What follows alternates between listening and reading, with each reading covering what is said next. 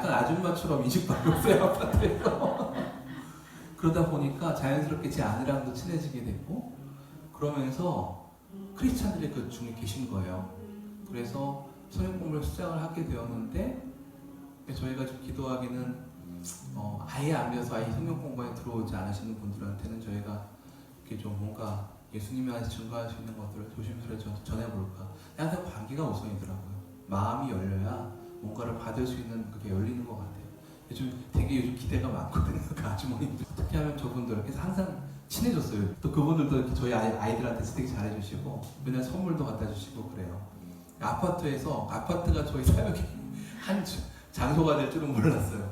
근데 아이들 때문에 친해지다 보니까 자연스럽게 마치 정말 이웃이 되고 뭔가 예수님을 전하고 싶은데 어떻게 전해야 할까 하다가 아내가 이렇게 뭔가를 시작할 수 있게 된 거죠. 좀 감사하게 생각해요.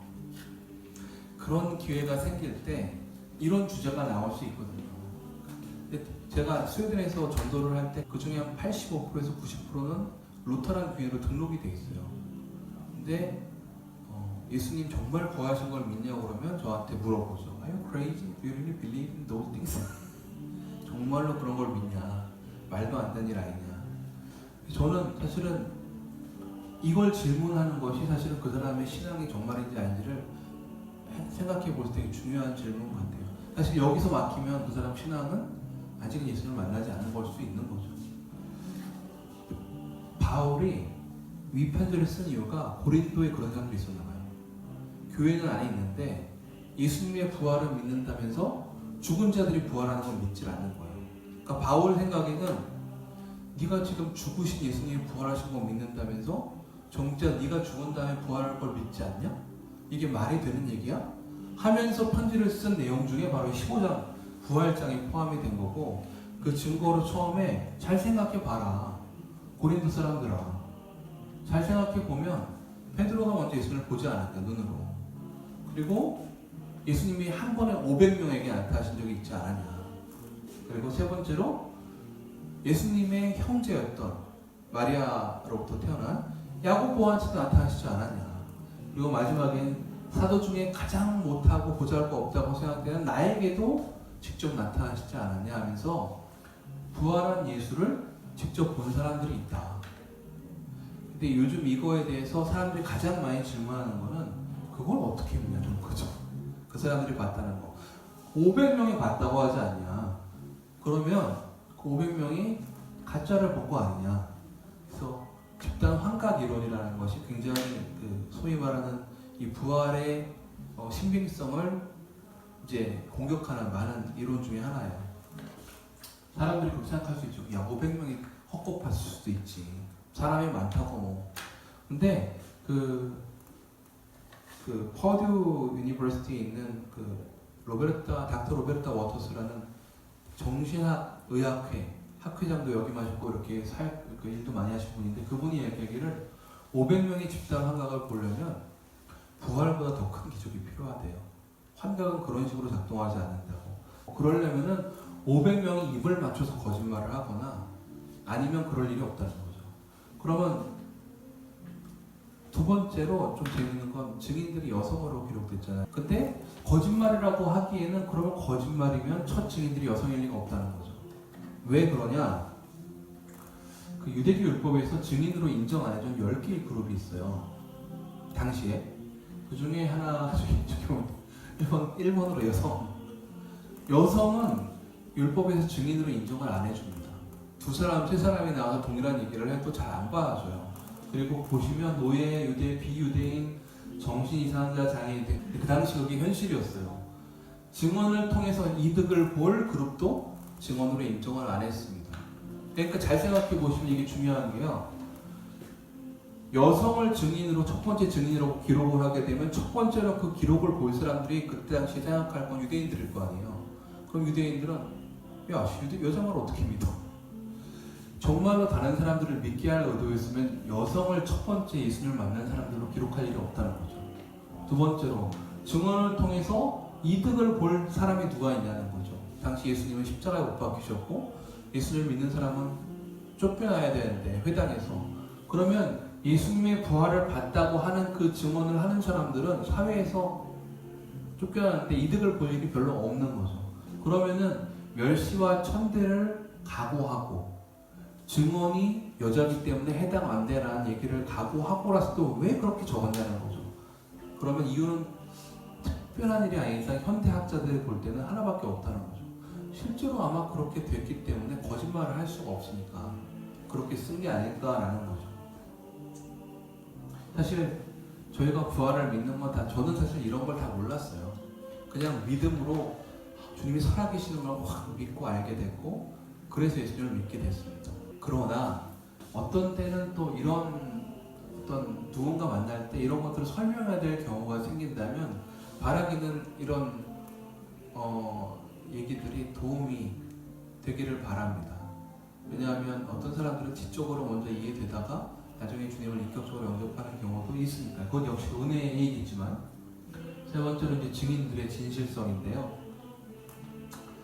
거짓말한 거다. 아무리 생각해도 거짓말일 수밖에 없다. 뭔가 이득이 있으니까 하지 않았겠냐라고 하는 사람들이 있어요. 근데 이 거짓말 이론이 가장 말이 안 되는 이유는 누가 자기가 한 거짓말에 생명을 거냐는 겁니다. 그렇잖아요? 거짓말이 끝까지 그걸 자기의 프라이드나 이런 자기 어떤 자존심 때문에 끝까지 지키려고 해도 사자의 앞에 섰을 때에도 아니야 그거 거짓말 아니야 진짜야 라고 말하려면 이건 좀 다른 얘기라는 거죠. 또 베드로나 바울같이 사형당하기 전까지도 끝끝내. 그리고 더 중요한 것 중에 하나는 바울은 원래 크리스찬들을 잡아서 감옥에 넣거나 심지어는 스테반한테 돌 던지는 그 순간에 그 겉옷을 다 사람들 걸 쥐어주고 있었다는 얘기는 마이크로 자기도 돌 던지는데 참여하겠다는 얘기잖아요. 그렇게 미워하던 사람이 갑자기 하루아침에 180도로 이름을 바꿔놓고 더군다나 거기에 목숨을 건다? 이게 좀 말이 안 된다는 거죠.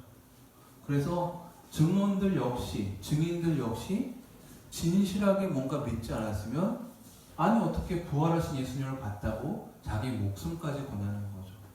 그래서 그런 얘기들을 들었을 때 결과적으로 예수님과 죽은 자들의 부활이 사실이기 때문에 그들은 목숨을 걸었고, 바울은 그러면서 결과적으로 이 15장에서 이 얘기를 해요. 만일 예수님의 부활이 사실이 아니면 하나님께서 죽은 자를 부활로부터 예수님을 일으키신 게 아니기 때문에 니들도 죽으면 부활하는 일이 없다. 그리고 지금 하나님 안에서 잠들어 있는 성도들도 죽어서 부활할 일이 없다. 그러면 우리가 해야 될 건 뭐냐? 딱 하나밖에 없지 않느냐. 먹고 마시고 여기야. 제가 여기 서 있을 필요가 없고 자매님은 거기 앉아 계실 필요가 없는 거죠. 그 얘기를 사실은 바울도 똑같이 고린도 성도들한테 했던 거예요. 아니 니들 왜 모여? 그리고 왜 그 예수님 전한다고 쓸데없이 막 그렇게 막 이 시간, 에너지, 뭐 모든 목숨까지 다 바쳐가면서 그 일을 하냐? 이게 원래는 그 당시 고린도 지역에서 유행하던 사자성어기도 했어요. Eat and drink and be merry. 즐거워하라. 먹고 마시고 즐거워하라. 재밌죠? 이게 그 당시 로마 시대, 특히 고린도에서는 아주 유명하던 성어였어. 그래서 바울이 이번에 특별히 씁니다.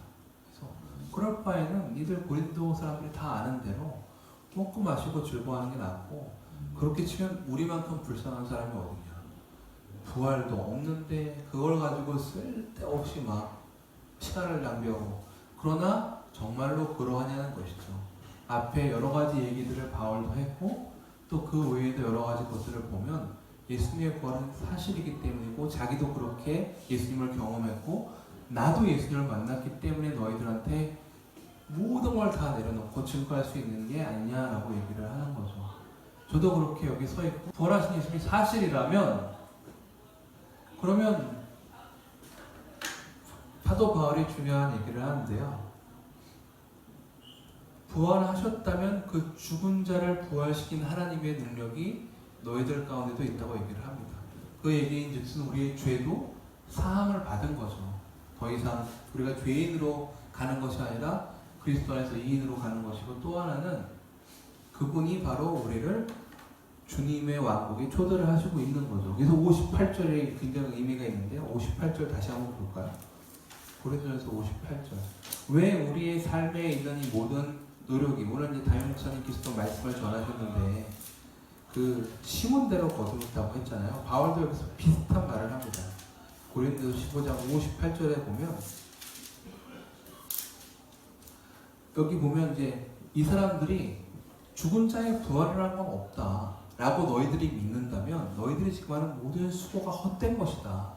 먹고 마시고 즐거워할 필요가 밖에 뭐가 있나. 그러나 죽은 자가 부활하셨기에 그리고 너희도 부활할 것이기 때문에, 그리고 15장에 쭉 얘기를 하면서 맨 마지막에 사도 내 사랑하는 형제들아 라고 얘기하면서 흔들리지 말고 했는데, 여기 이제 steadfast 항상 신실하고 immovable 움직이지 말고 항상 abounding in the work of the Lord 주의 일에 풍성하라고 얘기를 해요.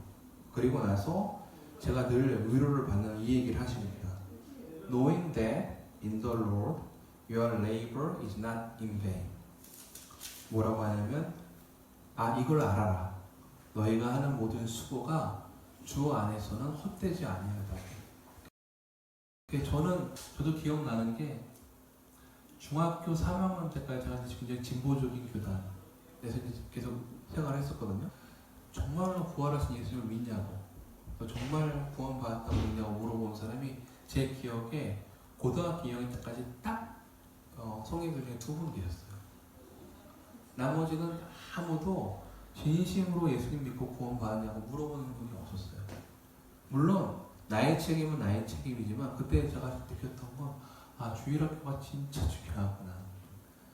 대학원 들어가서 이제 신앙 친대원 들어가서 선교학 공부하면서 보니까 18세 되기 전까지 예수님 믿는 사람들 중에 18세 되기 전까지 믿는 사람들이 보통 지금 현재 예수님 믿는 인격적으로 맞았다고 구원받았다고 믿는 사람들의 85%가 넘어요. 그러면 18세가 넘어가 성인이 되면 그 퍼센테이지가 거의 10% 미만으로 쭉 줄고요. 성인이 돼서 훨씬 나이가 들면 그만큼 퍼센테이지적으로는 5%에서 3% 미만으로 점점 줄어들어요. 그러니까 사실은 제가 생각할 때 성인 되고 예수님 믿은 것과는 거의 그때는 몰랐는데 기적에 가까웠던 거죠. 정말 소수였는데도 하나님이 은혜를 주셔서 뭐 하나님께서 못하실 일이 없다는 건 제가 알겠는데 그만큼 어릴 때 믿음을 가지는 게 되게 중요하다는 걸 깨달았고, 사실은 이제 아직 청년들이잖아요. 그러니까 사실은 더 늦기 전에 예수님 전해야지